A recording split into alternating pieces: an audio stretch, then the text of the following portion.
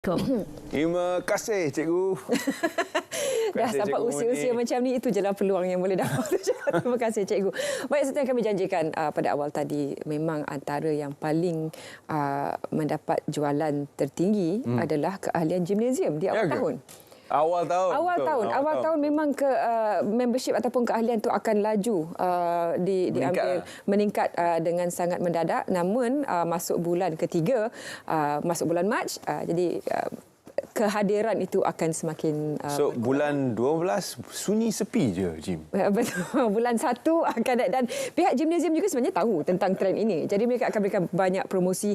Tapi itulah, pada pandangan sebenarnya kita tidak perlu berbelanja banyak sebenarnya. Sebenarnya tidak. Menjaga berat badan.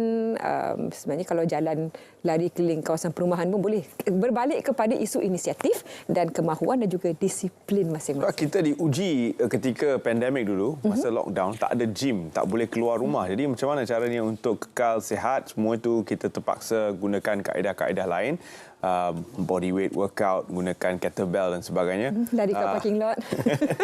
Dekat tempat letak kereta, macam-macam. Jadi apapun azam tahun baru anda sudah pasti antaranya adalah untuk turunkan berat badan. Ini kerana mengikut statistik NHMS, obesiti mendadak 1 dalam 2 orang rakyat Malaysia adalah merupakan individu yang mempunyai risiko mendapat penyakit NCD seperti diabetes, jantung, penyakit jantung, kanser akibat tidak mengamalkan pemakanan sihat dan tidak aktif secara fizikal. Jadi mungkin anda di luar sana memerlukan khidmat bantuan yang boleh disampaikan oleh tetamu kita yang seterusnya, seorang pegawai pemakanan dari bahagian pemakanan Kementerian Kesihatan Malaysia, Nurul Zaiza Zainuddin. Terima kasih kerana sudi bersama kami, Nurul, dan selamat datang. Terima kasih kerana bersama kami. Puan Nurul, sering kita, banyak kali sebenarnya kita dengarkan soalan-soalan, ada juga tanya kepada fitness trainer, pengamal kesihatan dan sebagainya, senaman bagaimana. Tapi sebenarnya ramai juga yang terlepas pandang bahawa aspek pemakanan itu juga, kalau dijaga sebaik-baiknya, exercise tidak perlu begitu berat sebenarnya. Betul. Macam bila kita kata sebut pasal azam ni kan, macam tadi Terence tadi dah cakap, awal-awal gym tu penuh kan, dia punya subscription dia kan. Lepas kuarter pertama. Jadi ini banyak berkait dengan azam ni, banyak berkait dengan faktor push factor dia juga kan. Push factor dia sama ada family dia, kawan-kawan. Tapi sebenarnya penting macam kata juga is disiplin kan. Disiplin tu kena ada. Motivasi boleh turun dan boleh naik, tapi disiplin is yourself yang akan menentukan azam tu boleh dijadikan sebagai kenyataan lah dan jadi berjaya dan setahun. So macam juga kata dari segi pemakanan sangat-sangat penting. Dia dan kombinasi senaman dan juga pemakanan tu yang akan menjadi punca atau sebab kejayaan atau kegagalan sesuatu azam nak turunkan berat badan tu lah. Sebenarnya sekarang tidak begitu suka sebenarnya. Kita kira berapa banyak yang kita makan dan kita kira berapa banyak exercise yang kita buat, in out sepatutnya. Betul. Tidak begitu sukar. Tapi mengapa konsep kalori tu kalau kita kata defisit kalori ni, setengah orang dia kata diet tu adalah tak makan nasi, diet lah. Tak cukup lah dia kata, atau dia rasa nak makan apple je.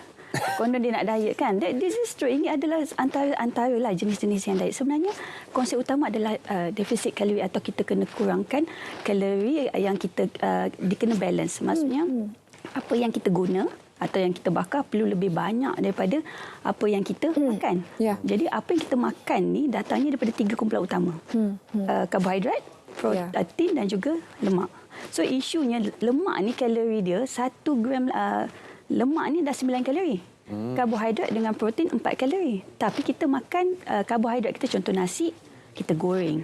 Mi kita dengan mi kari. So lemak tu yang menjadi ekstra kalori yang tak perlu. That's why datangnya pemakanan tu is penting untuk kita tengok balik dan adjust balik lah. Barulah kita boleh nak kata azam tahun baru kita ni untuk turunkan berat tu boleh berjaya lah. 1 dalam 2 rakyat Malaysia sangat membimbangkan kalau kita lihat mudaratnya kepada sistem kesihatan kita nanti. Sebabkan ramai yang akan membebankan sistem kesihatan yang tidak mampu untuk menampung keperluan 50% daripada rakyat Malaysia yang mengalami NCD, pelbagai jenis NCD sebenarnya. Jadi di mana harus kita bermula? Kalau konsepnya mudah, pengiraan kalori, tetapi pengamalannya tu saya rasa susah sebab makanan kita ni semua sedap-sedap belaka. Tapi sebenarnya sistem sokongan sekeliling je. Tak apalah, makan je lah. Sistem sokongan macam mana tu? Kedai 24 jam.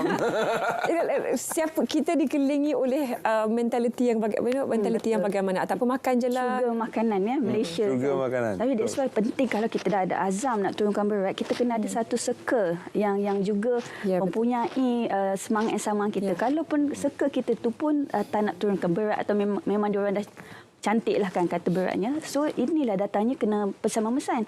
Cakap family saya sekarang azam tahun baru ni please sokong sokong saya punya ni dan boleh make a remind kita kalau kita ni tersasar ke dan sebagainya. Dan yang paling penting sebenarnya kalau nak tukar makanan memang kita ni sentiasa dengan makanan. So kalau kita tiba-tiba nak diet like drastic diet, dia akan menyebabkan tak boleh nak tahan lama. Ya, betul. Mungkin fasa sebulan, lepas tu tengok kawan kadang-kadang makan. tak lepas pun 2 minggu juga. 2 minggu juga kan. Jatuh balik ke tangan. 2 minggu. Jadi sometimes kena buat yang basic dulu. Basic ni kita kata tak perlu berat sangat lah. Maksudnya makan ikut pinggan sihat.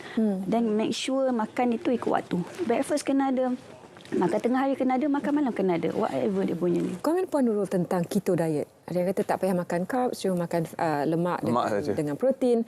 Tapi ada yang berkata, oh memang berat badan saya jatuh 7 kilo selepas keto diet. Tapi mengapa ia sesuai dan tidak sesuai kepada beberapa golongan? Okey, keto diet ni kita tengok dari segi cara dia punya pemilihan, dia punya makronutrien dia lah kan, protein dia dan sebagainya. Yang saya kata tak sesuai dan sesuai ni kalau kita kena analyse dulu badan kita, atau selalunya kita kalau di bahagian pemakanan kita ada pusat maklumat pemakanan di mana kita tengok dulu badan manusia ni dia ada 3 main komponen. Lemak, otot kita dan juga dengan air. So air dengan otot should be maintain, tapi lemak tu yang kita nak kurang. Jadi kat sini akan ada pelbagai jenis diet lah. Nak buat macam mana untuk turunkan lemak, nak naikkan protein. Tapi sebelum kita nak buat keto diet ke AF yang mana, kita cuba buat asas dulu. Sebab asas pun tak lepas. Jangan nak go advance macam tu. Asasnya apa? Minum air 7-8 gelas, air kosong kan. Lepas tu makan ikut ada sayur, ada buah, nasi sikit, ada protein. Itu dulu buat. Buat dulu and maintain. Dan kalau dah dapat, lepas tu berat tak turun juga, then maybe kita kena dapat consultation yang lebih daripada nutritionist atau doktor yang bertauliah untuk tengok balik percentage fat. Sebab percentage fat pun ambil main peranan. Mungkin times kalau nak turun berat dengan orang dah lihat atau saya kan, otot kita mungkin kurang sikit banding dengan you. Kan. So when belok otot banyak, kalori kita dibakar dengan lebih banyak. Jika kalau kita ada lemak banyak, susah sikit untuk kalori ni dibakar. Jadi itu ada perbezaan kat situ lah. Tapi ada spektrum yang selebihnya di sebaliknya, iaitu spektrum produk-produk diet yang menggalakkan kita untuk kurang berat badan dengan mendadak. Katanya kalau makan produk ni lah kan, turun 5 kilo dalam masa 1 minggu. Jadi apakah sebenarnya perspektif yang perlu kita lihat dan amalan-amalan yang boleh kita ikut untuk mendapat satu penanda aras? Apakah garis ukur yang selamat? Berapa kilo yang boleh kita sebenarnya kurangkan secara selamat dalam tempoh 1 tahun? Okey. Kalau untuk selamat, ini adalah memastikan supaya kita nutrien kita terjaga dan selamat dan tidak menyebabkan kita dapat penyakit lain lah.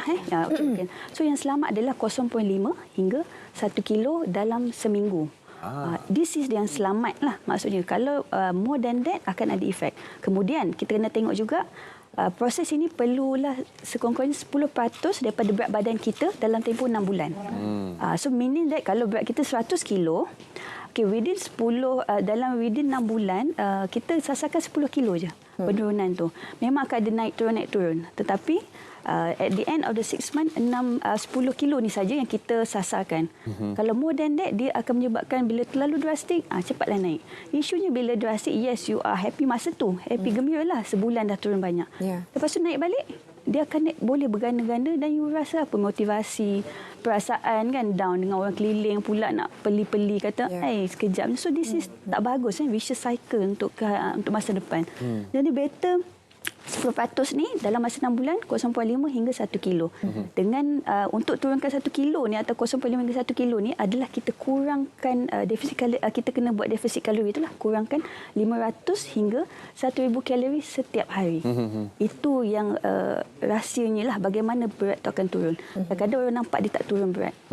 Kalau terlalu banyak sangat 2000 sampai 3000 dia turun sekaligus akan menyebabkan isu pada metabolisme badan, nutrien ni mungkin tak cukup. Sedangkan kita nak turun berat bagi wanita, nak cantik, nak lawa, tapi dia kulit dia akan nampak tak anjan, nampak kering because nutrien tu tak cukup. Jadi kita kena make sure matlamat kita nak sihat, turunkan dengan selamat, dalam masa sama nutrien kita cukup untuk badan kita. Jadi kembali kepada produk-produk tadi, apakah yang perlu masyarakat waspada tentang kandungan pada produk-produk kesihatan, produk-produk kecantikan, produk-produk berat badan agar tidak terbawa-bawa dengan iklan yang diwawarkan kurang 5 kilo dalam 1 minggu dan sebagainya. Apakah yang perlu mereka waspada pada kandungan dalam produk-produk? Okey, kalau kata daripada kandungan lah, kadang sekarang ni pun kita kata KKM agak tegas juga. Kita tengok produk tu macam ada kandungan sibutramine yang kita akan kata tak boleh lah ada. Tapi dalam masa kalau yang general lah, kita kata yang general tu dia kata untuk turunkan berat. Tapi dia mempunyai gula yang tinggi dalam produk tu. Dan gula tu kadang bukan dalam bentuk dia tulis sukrosa, tapi dia ada nama maltodextrin ke, atau dia ada dalam bentuk fructose ke dan sebagainya. Tapi dekat luar dia kata untuk memberi tenaga dan untuk turunkan berat. So jadi gula ni dia akan back to calorie deficit tadi. Kalau gula banyak sangat masuk badan pun tak berhasil juga. Ya, jadi kena tengok. Dan memang produk-produk ini mereka memang nak jual produk. Jadi kita tahu mesti dia akan bagi all the kita kata kena buat macam ni, buat macam tu. Tapi kalau kita tengok red flag, kalau terlalu banyak penurunan untuk pakai kalau you makan suplemen A, you boleh turun 10 kilo, 5 kilo dan 20 kilo. Itu dah jadi satu red flag lah untuk ni. Sebab bolehkah atau mampukah kita turunkan berat ini dan kita nak sustain sepanjang hidup kita makan produk. Itu kena membebankan buah pinggang dan sebagainya lah. Bagaimana pula dengan ada yang bagi mereka yang betul-betul besar dan saiz yang memang dalam kategori obes, mungkin perjalanan itu nampak lebih jauh bagi mereka dan itu pun kadang-kadang alangkah yang saiz biasa pun memerlukan pemantauan dan disiplin yang sangat tinggi, apatah lagi yang mereka di keadaan tersebut. Bagaimana untuk mereka tidak putus asa, letakkan timeline ataupun garis masa yang realistik untuk mereka mengubah keadaan kesihatan itu supaya menjadi lebih baik. Baik, kalau untuk yang kita kata morbid obese lah, maksudnya dia obes yang memang kita sebaik-baiknya dapatkan dulu saringan kesihatan di klinik kita, di klinik kesihatan atau di hospital untuk tengok dulu berapa ada penyakit-penyakit lain tak, ada hidden issues tak. Kemudian kena tengok, because kalau morbid obese dan sebagainya mungkin ada isu hormonal punya imbalance atau ketidakseimbangan hormon. Contohnya isu thyroid ke, endokrin dan sebagainya, atau dia ada Cushing syndrome dan sebagainya. So kita kena kes-kes begini saya nasihatkan pergi ke klinik dahulu untuk kita clearkan bab klinikal dia, medication, perubatan dan sebagainya. Kalau dah okey, baru kita akan kepada berat badan dia dari segi pemakanan dan juga dari segi senaman. Dalam masa sama kita akan tengok juga percentage fat. Ini yang kita selalu nak wawarkan. Kalau kita nak betul-betul kena tengok fat kita berapa, otot berapa, dan dari situ kita kena ada pelan penurunan berat badan yang berstruktur lah. Maksudnya 6 months you kena kurang 10% je. Even you morbid obese 10% je. Then baru after that 2 kilo sebulan. Inilah yang selamat dan ini yang kita kena bagi kepada kita punya individu yang morbid obese supaya mereka bukan anggap okey saya nak start hari ni, setahun ni terus kurus. Yang terus tu kurus, yang tu yang kita kata matlamat yang tak realistik lah. Selain daripada produk pemakanan tadi yang kita bincangkan, juga ada produk-produk lain seperti rawatan, ada kosmetiknya, ada macam-macam yang juga mengiklankan perkara yang sama, itu pengurangan berat badan walaupun bukan dari segi pemakanan. Jadi apakah pendapat dan juga saranan berkaitan dengan produk-produk rawatan kecantikan dan juga produk-produk yang bertumpu kepada pengurangan berat badan dengan mendadak daripada pihak kementerian? Okey, kita kalau untuk saya nak kata satu persatu selamat atau tidak, kita kena lihat dulu apa jenis produk atau apa jenis rawatan yang digunakan.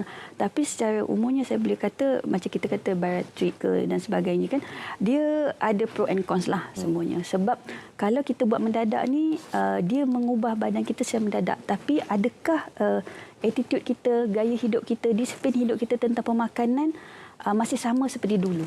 Kalau masih sama seperti dulu, kita makan tak jaga, everyday kita nak makan makanan manis, berlemak, dia akan menyebabkan benda tu akan berlaku balik. Dah kurus tapi naik balik. So yang penting sebenarnya gaya hidup tu yang kena kita ubah dulu dan perlahan-lahan supaya dia tak stres. Bila kita stres ni yang berat badan turun pun tak happy kan, dia mudah nak relapse lah atau kita kata nak naik balik lah berat badan tu. Stres akan makan lagi.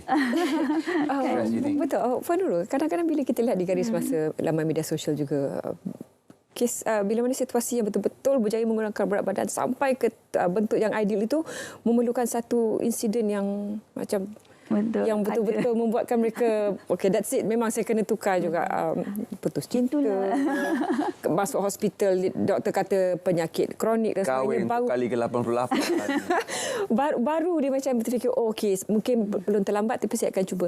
Bagaimana untuk kita tidak sampai ke tahap tersebut untuk sedar awal, dan bagaimana pula contoh yang boleh diberikan kepada anak-anak kecil, sebab kadang-kadang kita lihat comel montel comel, betul, sehingga kebesar budak tu masih saiz macam tu lagi. Jadi bagaimana untuk ditukar persepsi minda ini dalam isi rumah terlebih dahulu? Itu betul. Kita kata kesedaran, sebenarnya kesedaran untuk turun berat tu dah semakin baiklah daripada 10 tahun yang lepas. Sebenarnya dah makin baik. Cumanya masih perlu usaha lagi lah.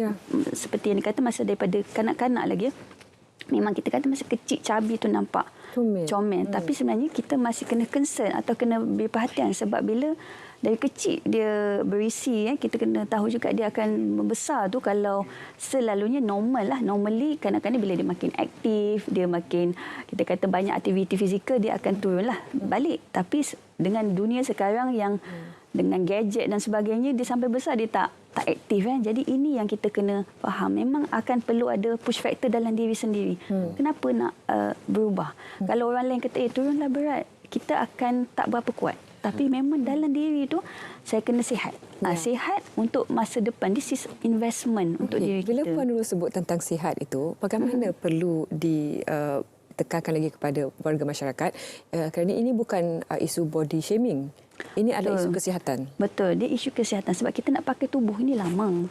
Kita pun kalau kita tengok ada usia 50-an nak naik basikal lagi, nak mendaki, kita nak aktif sehingga usia kita kata warga emas lah, kita nak hidup dengan keadaan yang cergas. Kita tak nak 50 dah tak larat nak buat macam-macam kan. Jadi inilah kita kata aim utama sebenarnya kesihatan ni. Kalau kita aim kesihatan ni, dia slowly you boleh tukar perlahan-lahan. Kita tak akan buat drastik lah. Contohnya air masak dulu. Cuba minum 6-8 gelas sehari. Jangan fikir yang panjang lagi. Yang buat yang tu dulu. Dia akan mengikut. Maksudnya, bila air masak kita regular okey, kita akan kurang minum air manis. Bila minum kurang air manis, gula dalam badan kita, kita akan tak sedap lah manis sangat ni. Dan kita kalori dah kurang sikit. Dan hilanglah air-air yang dengan lemak dan krimnya tu kan. Jadi ini perlahan-lahan. So nanti at the end yang bagi saya lah, pandangan saya, diet yang the best adalah diet yang kita tak perasan pun kita buat. Diet yang kita makan secara harian kita, tiba-tiba tengok kita dah turun, you buat something ke? Kita pun fikir, macam tak kan kita kata. But actually sebenarnya kita dah tukar makan kita, dan ini perlu ditunjuk kepada anak-anak. Suruh anak makan sayur, kita tak makan. Makan. Contoh kita suruh dia minum air masak, kita tak minum. So this is the overall lah. Diri sendiri kena start. Sebenarnya inilah rutin paling senang dan perlu kita cuba bawa ke dalam sistem pemakanan kita. Harian apa yang kita makan, kita harus rujuk semula carta dan juga pinggan sihat yang telah pun dikeluarkan oleh Kementerian Kesihatan. Piramid makanan pun dah diubah suai oleh Kementerian Kesihatan untuk membantu rakyat Malaysia kekal lebih sihat. Jadi semuanya terpulang pada anda. Azam tahun baru anda perlu ada nombor 1 untuk lebih sihat daripada 2022. Disiplin ni bukan sahaja untuk kesihatan, kalau diaplikasikan kepada semua apa juga aspek sekalipun boleh memberikan kejayaan. Terima kasih Puan Nurul kerana sudi bersama kami pagi ini. Dan bagaimana apa antara senarai-senarai yang boleh anda buat untuk memastikan KPI kesihatan itu. Kadang-kadang ada juga yang beli baju satu saiz kecil supaya motivasi Motivasi. boleh muat selepas mendapat potongan yang diinginkan. Belum